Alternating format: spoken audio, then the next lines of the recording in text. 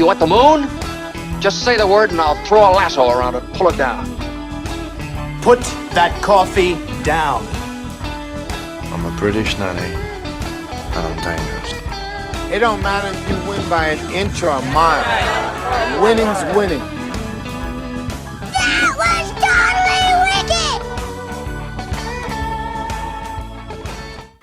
If you did 20% of the work and got 80% of the results, wouldn't you do it? Well, Stephanie Miller wrote the book on it. How to Save the Planet the 80-20 Way. Let's hear some tips on how to save the planet right now on The Al Travis Show. First, I love you. Second, I'm sorry. But third, you never should have found out. So I got that going for me. It's Stephanie Miller, the 80-20 Way. Just before we go on, we're having a nice conversation. We got things to talk about. And then I grabbed my Mountain Dew bottle. And right in front of you, I took a swig. And I'm going to tell you, for weeks now, I've always remembered to put it over on the other side where the camera's not at, so you don't have to see that. I think that's very generous of. What a terrible apology. We need to. That's so sad, Al. I'm sorry. I know how to make you blush. You are your listeners can't see right now, but you are the brightest red I have ever seen you. I just know that's such a crappy. I'm sorry that I tried to hide it from you, so it doesn't really count. What they need to do is the 24-ounce aluminum can. It's so much harder to run around, go get a pop. Give me the 24-ounce aluminum can and then I'm in. Is that fair? Yeah. Let's talk to them. I'm sorry. Okay, I feel I've just ruined our relationship. All right. Thank you for being here. Relationship. I only throw it out here because I don't know, and you and I don't talk a lot of politics, but I think today we need to do a little. Sure. I imagine you and I probably cancel our votes when we go vote. You go, I go, and it's a draw. Yeah. Let somebody else decide. The Al Stephanie effect. I like that. Let's go. That should be a book. But it's interesting about it. So I've known you 5 years, whatever it's been.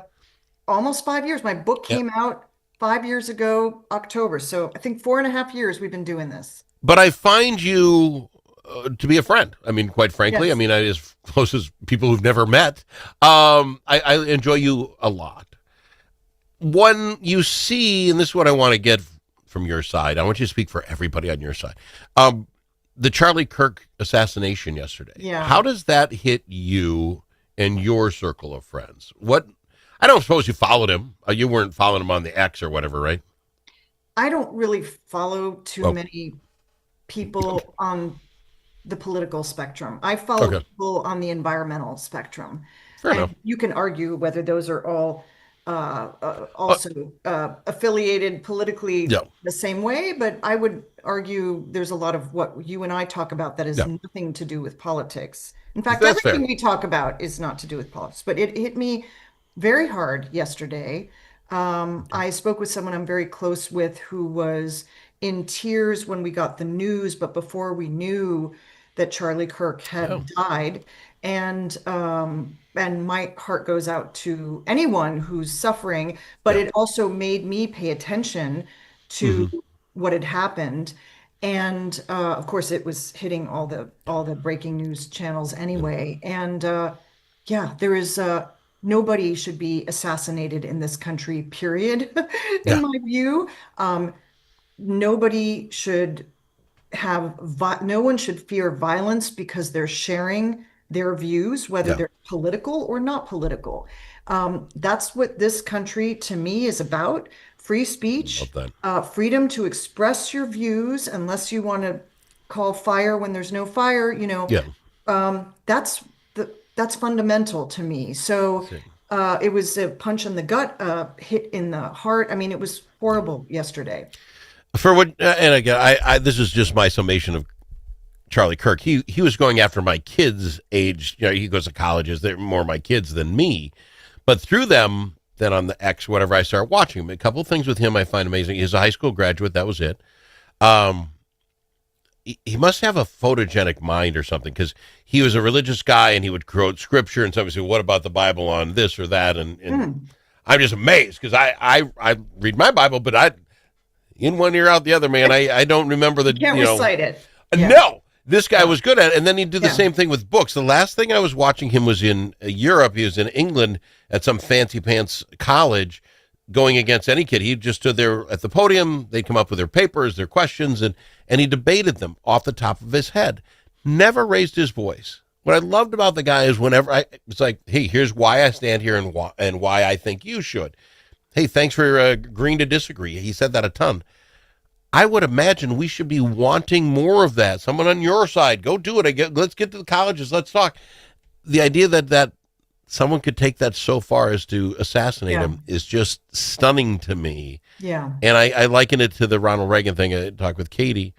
When you were in Rochester High School, was that what it was? Which high school? Mayo High School in Rochester, Minnesota. Go Spartans. There you go. Thank you. We're never going to have a town here. When Reagan got shot, my parents weren't really political. I mean, I don't recall ever having a conversation, but Reagan gets shot. We go home, and it is on the news all night long. I mean, obviously. We only had 3 channels back then, kids. Trust me, that's where you got your news. Yep. But I remember my mom practically crying, saying, we don't do this in America. And she likened to JFK when he got shot. And it's like, yeah, we don't do this. We got to stop it. Do you think this could be this generation's version of that? Like him or not, you didn't even know he was, and it hit you viscerally as like, this isn't Well, I knew cool. who he was, but I wasn't following him. Yeah. So my point is this their version of that? Is this generation's, do we get back to being able to have conversations? I don't know. Which way do we go? Or do we all hole up and say, you suck, and you suck, and now what do we do? I know what I hope we would do. I don't know what we will do, right? I mean, the problem with violence is very often, and we see this in some of the worst countries, non-democratic countries, violence often begets violence. And so it worries me a lot that we have, we might disagree on this. We have a problem with guns in this country, in my view, and we have a problem with extremism on the left and the right. And this is a symbol of an important symbol, and I don't think it matters that it's left or right. Here's someone who was political, very opinionated, an advocate for what he believed in, and he was very good at what he did. There's no doubt about that. But this is freedom of speech. And he was more than basically denied freedom of speech yesterday. And I don't know what message that sends to all of his followers as well as his non-followers. I don't know. I mean, this is out of my realm, but I hope we can take pause. I mean, I hope we can pause and think, what do we want this to? I hope that's what happens. I seriously, because I look at it, a young lady like yourself who gets emotional about it, even though this wasn't like one of your top 10 guys you're following. I love that because maybe that gets us to that point where we can all do it. I get worried in that what's different between now and like the Reagan days. If you are a crazed person that has really out there left or right ideas, all you got to do is go on the X and type in a few choice words and you'll find a whole legion of folks that want to back you up on your craziness. We didn't have that back in the day. No, we didn't. When we went to high school, if you were the nut job, the kid, guess what? You were a loner because you didn't have 100 other people across the country letting you know you were still okay with us. I don't know that the internet isn't a part of all this. Yeah, but good luck shutting down the internet, right? So I think to me, it's about leaders lowering the volume on the extremism and the rhetoric. Agreed. And, what leaders right now are willing to do that is not clear to me. But that, to me, that's where it needs to start. So I don't know. Someday I'm going to get out there to D.C. and I'm going to smoke a cigar with your husband out in your garage or in your front yard, and we're going to talk because I'll tell you what, not that I like the topic, but this is about as political you and I have ever gotten in 4.5 years, and I think it's okay that we can agree whether what side. I think we're kind of incommunicado here. Let's go to break. When we come back, we'll actually talk about saving the planet a little bit. That's why you came on the program. Stephanie Miller, the 80-20 way. Right after this. Dust from livestock buildings can be harmful to your animals and to you. Coughing animals can lead to costly vet visits and other serious health problems. Now there's an environmentally safe solution for your dust problems. It's called DustLock. DustLock can control the dust all summer long with just one application. Protect your animals and your health with DustLock. Learn more at dustlock.com. Braver Angels Minnesota is part of a national movement that brings together conservatives, liberals, independents, and others to restore trust, respect, and goodwill in politics. We seek not to eliminate our differences, but rather deal with them head on, with respect and understanding. We do not try to change people's views, but how they view the other side. There will always be differences. Braver Angels Minnesota believes the best way forward is to change how we deal with those differences. Join the civil conversation at mn.braverangels.org.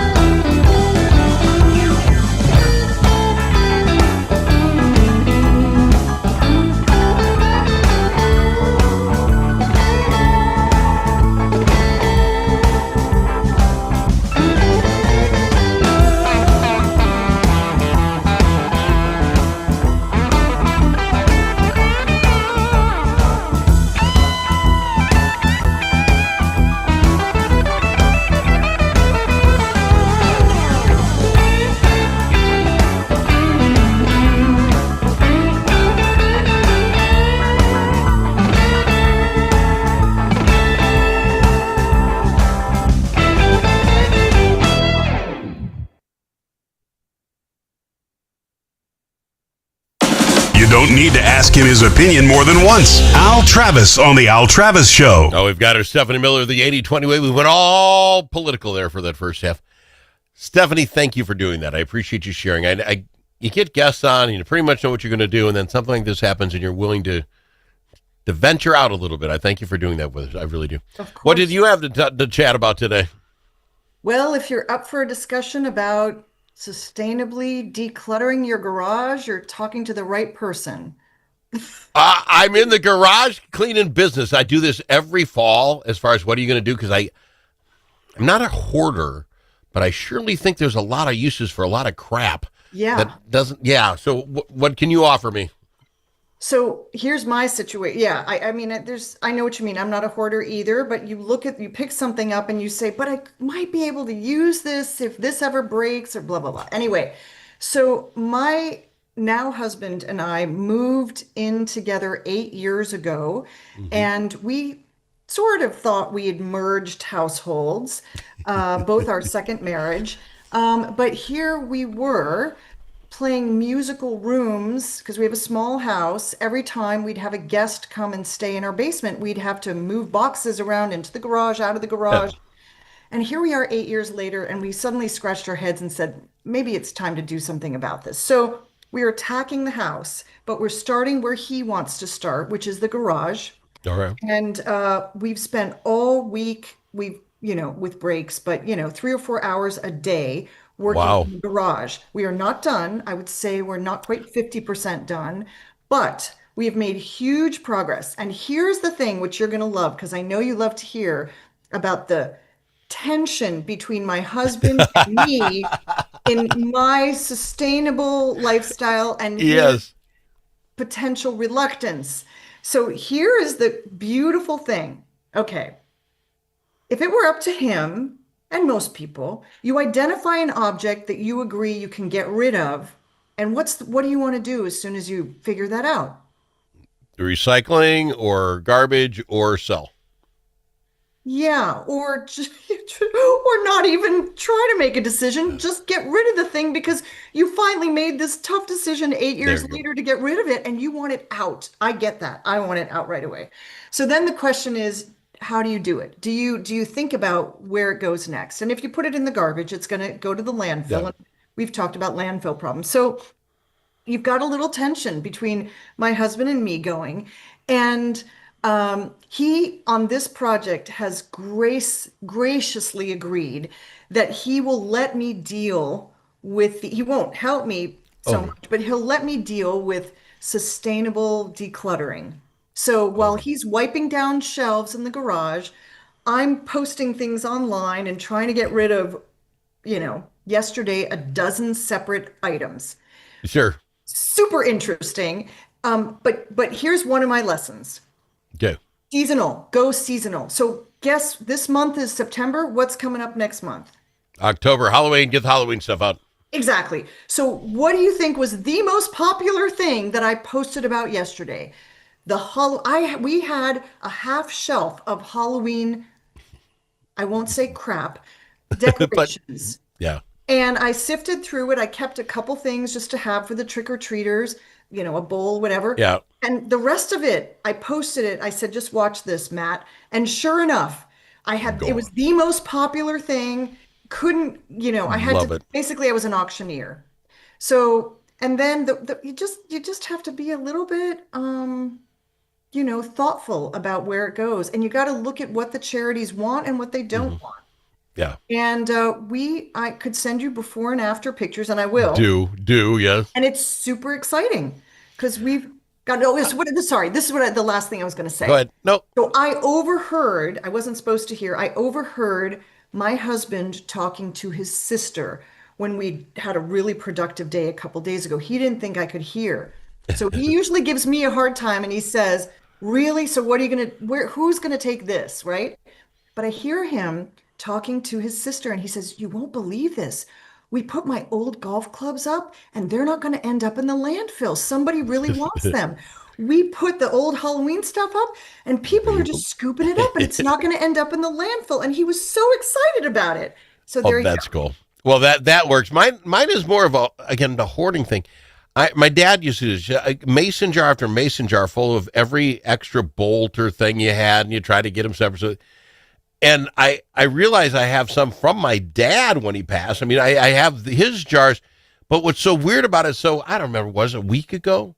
Oh, I needed a nut of a half-size thingy, and I just took the screw down there, and I emptied the jar across the table, and I found one. Wow. So then, and I'm like, I kept this jar of crap for the last 32 years so that I have the right nut, which would cost about 3 cents if you went to the hardware store. Yep. It's a crazy addiction that I know I have that. I can find it. It's in the thing. It's not healthy. You must have felt great, though. Like vindicated. That's my point. You felt all-encompassing. I have crap in the junk drawer that is junk people will never understand. Why would you have this wire? Do you understand this wire is the exact same length? I got a thing in my head that at some point in my life I'll use it. I'm 60. Yeah. I think it's time to get the recycling guy here, put the metals in the metal and do the thing and get rid of it because I'm not going to use it. I found one bolt now in 30 years. Yes. And if you've ever had, just as you have, we both had losses in the last year. If you've ever had to sort through other people's junk drawers, you think to yourself, do I really want to put my kids through this? And that's incentive this week, let's say, in really looking at something and saying, maybe not, maybe we don't need to keep it. I love that idea. I live in an old Victorian house with a lot of old crap that we've restored and done, and I love it. My wife loves it. Our kids want nothing to do with it. It's just old crap to them, so it's time for me to get rid of it. I am sorry we didn't spend more time talking about your stuff, Stephanie. Will next time you're on. I thank you for chatting with me. I really do. I appreciate you a ton. All right. Okay. We'll get you back in a couple of weeks. Stephanie Miller, the 80-20 Way. Check her out.